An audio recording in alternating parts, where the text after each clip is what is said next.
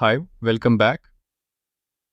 Before you actually dive into the code, there's one thing we need to clear up: how Eclipse actually talks to SAP systems. Unlike the old GUI you might be used to, Eclipse isn't actually embedded inside the ABAP system. Think of it more like a bridge. To work on a specific system, you've got to build a connection. And in the world of ADT, we call that connection as a project.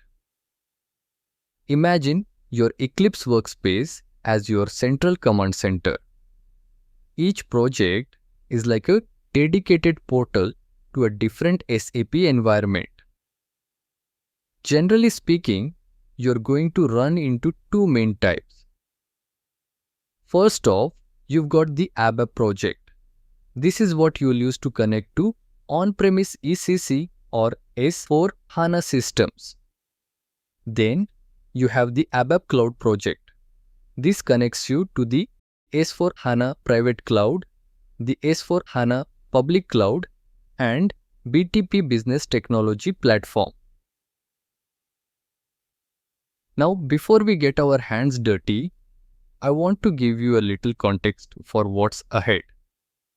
Throughout this course, we're going to be working within an ABAP instance deployed directly on the Business Technology Platform, or BTP for short.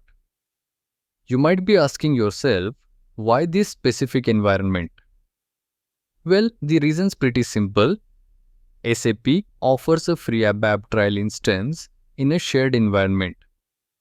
It means you can get real hands-on experience and practice your coding without needing a massive corporate server behind you.